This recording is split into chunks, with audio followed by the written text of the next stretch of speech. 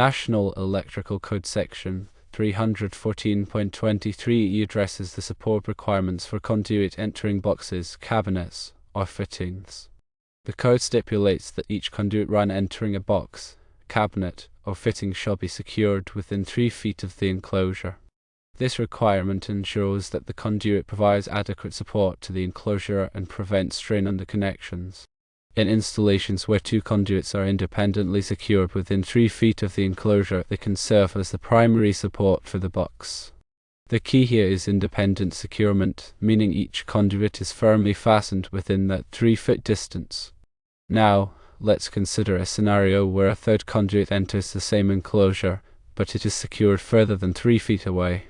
The question then becomes, does the 3-foot rule still apply to the third conduit given that the enclosure is already supported by the other 2? According to the provided information, the presence of 2 conduits adequately secured within 3 feet of the enclosure means the third conduit does not necessarily need to also be secured within that same 3-foot proximity, provided the existing supports are sufficient for the application.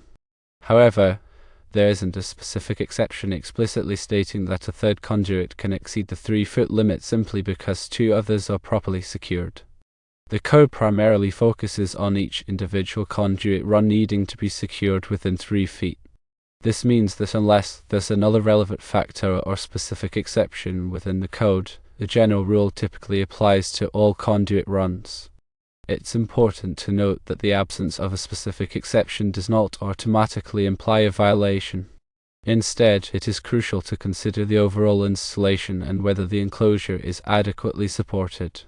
Factors to consider include firstly, the size and weight of the enclosure. Secondly, the size and type of the conduits. Thirdly, the method of securement for the conduits. Fourthly, the stability of the supporting structure. If the enclosure is small, lightweight, and securely supported by the 2 conduits within 3 feet, it may be acceptable for the third conduit to be secured further away. However, if the enclosure is large, heavy, or subject to vibration, it is generally recommended to secure all conduits within 3 feet regardless of whether the enclosure is already supported by other means. In summary, while the code does not explicitly state that a third conduit can exceed the 3-foot limit, it is essential to evaluate the overall installation and ensure that the enclosure is adequately supported. Consulting with a qualified electrical inspector or engineer is always advisable to ensure compliance with all applicable codes and standards. Remember that local amendments to the National Electrical Code can exist, and these may impose stricter or different requirements. Always check with the authority having jurisdiction in the specific location to confirm the applicable rules. It is also important to understand the definition of secured within the context of the National Electrical Code. This generally means that the conduit is firmly fastened to a structural element in a manner that prevents movement or displacement. Acceptable methods of securement include using conduit straps, clamps, or hangers that are specifically designed for the purpose. The securement must be capable of withstanding the weight of the conduit and any conductors it contains, as well as any external forces that may be applied. Now, let's delve deeper into the implications of 314.23 for different types of conduit. For rigid metal conduit, intermediate metal conduit, and electrical metallic tubing, the code typically requires that these be supported within 3 feet of the enclosure. This requirement helps to prevent strain on the conduit connections and ensures that the enclosure remains securely mounted. However, for flexible metal conduit and liquid-type flexible metal conduit, the support requirements may be different. The National Electrical Code allows for longer support intervals for these types of conduit, depending on the size and application. For example, 348.30 and 350.30 outline the support requirements for flexible metal conduit and liquid-type flexible metal conduit, respectively. These sections specify the maximum distances between supports, which can vary depending on the size of the conduit and whether it is used for direct burial or exposed applications. In addition to the general support requirements, the National Electrical Code also addresses the specific requirements for supporting enclosures that contain devices or fixtures. For example, 314.23d provides guidance on supporting enclosures that are used to mount luminaires. This section specifies that the enclosure must be independently supported, regardless of whether the conduit is also providing support. This means that the enclosure must be attached to a structural element using screws, bolts, or other approved fasteners. It is important to note that the National Electrical Code is not a substitute for engineering judgment. The code provides minimum requirements for electrical installations, but it is up to the qualified electrician or engineer to determine the best way to ensure safety and compliance. In some cases, it may be necessary to exceed the minimum requirements of the code to provide adequate support for an enclosure. For example, if an enclosure is subject to excessive vibration or movement, it may be necessary to use additional supports or a more robust mounting method. In conclusion, 314.23e is a critical section of the National Electrical Code that addresses the support requirements for conduit entering boxes, cabinets, or fittings. By understanding the requirements of this section and applying sound engineering judgment, electricians and engineers can ensure that electrical installations are safe and compliant. Remember to consult with a qualified electrical inspector or engineer if you have any questions or concerns about the support requirements for a specific installation. Furthermore, it's important to consider the practical implications of these code requirements in real-world scenarios. Firstly, consider a large junction box used for splicing conductors in a commercial building. If this box is fed by multiple conduits, each of those conduits must be independently secured within 3 feet of the box to comply with 314.23e. This might involve using conduit straps attached to the building structure or dedicated support brackets designed for conduit runs. Secondly, consider a smaller pull box used for routing cables in a residential setting.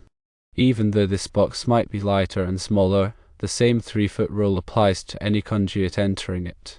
This means that the electrician must ensure that the conduit is securely fastened to a nearby stud or joist within the specified distance. Thirdly, let's consider an outdoor enclosure used to house electrical equipment. In this case, the support requirements might be even more stringent due to the potential for exposure to wind, rain, and other environmental factors. The electrician might need to use heavy-duty conduit struts or clamps and ensure that the supports are securely anchored to a robust structure. In addition to the distance requirements, the code also specifies the type of materials that can be used for supporting conduit. Generally, conduit straps, clamps, and hangers must be made of corrosion-resistant materials that are suitable for the environment in which they are installed. For example, in damp or corrosive environments, stainless steel or PVC-coated supports might be required to prevent rust and degradation. It's also important to ensure that the conduit supports are properly sized for the conduit they are supporting. Using undersized supports can lead to instability and failure, while using oversized supports can be unnecessarily expensive and cumbersome. The manufacturer's specifications for the conduit support should be consulted to ensure that they are appropriate for the size and type of conduit being used. In summary, the National Electrical Code support requirements for conduit are designed to ensure the safety and reliability of electrical installations. By adhering to these requirements and using proper materials and techniques, electricians and engineers can help to prevent accidents, reduce the risk of fire, and ensure that electrical systems operate efficiently and effectively. In addition to the physical support of conduit, it's also important to consider the electrical grounding and bonding requirements outlined in the National Electrical Code. These requirements are designed to ensure that all metal parts of the electrical system are properly grounded, which helps to protect against electric shock and reduce the risk of fire. Section 250 of the National Electrical Code provides detailed guidance on grounding and bonding, including the requirements for grounding electrodes, grounding conductors, and bonding jumpers. It's essential to carefully review and understand these requirements to ensure that electrical installations are safe and compliant. Furthermore, it is important to understand the difference between grounding and bonding. Grounding is the process of connecting the electrical system to the earth, which provides a low impedance path for fault current to flow back to the source. Bonding, on the other hand, is the process of connecting all metal parts of the electrical system together, which helps to equalize the voltage potential and reduce the risk of electric shock. Both grounding and bonding are essential for ensuring the safety of electrical installations. In the context of conduit support, it's important to ensure that the conduit is properly bonded to the enclosure and to any other metal parts of the electrical system.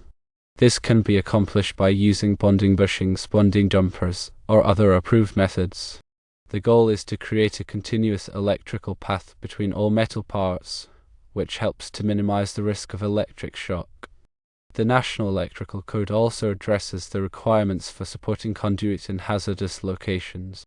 Hazardous locations are areas where flammable gases, vapors, or dust may be present, creating a risk of fire or explosion. In these locations, it's essential to use special types of conduit and fittings that are designed to prevent the ignition of flammable materials. The support requirements for conduit in hazardous locations may be more stringent than in non-hazardous locations. For example, the code may require that conduit supports be made of non-sparking materials or that they be installed in a manner that minimizes the risk of mechanical damage. It's also important to ensure that all conduit connections in hazardous locations are properly sealed to prevent the ingress of flammable materials. The National Electrical Code provides detailed guidance and the requirements for electrical installations in hazardous locations, including the types of conduit, fittings, and supports that are permitted. Another important aspect of conduit support is the protection of conductors from damage. The National Electrical Code requires that conductors be protected from abrasion, nicks, and other types of damage that could compromise their insulation. This is typically accomplished by using smooth, burr-free conduit and fittings and by ensuring that the conductors are properly installed and supported. In addition to the general requirements for conductor protection, the code also addresses the specific requirements for protecting conductors in certain types of conduit.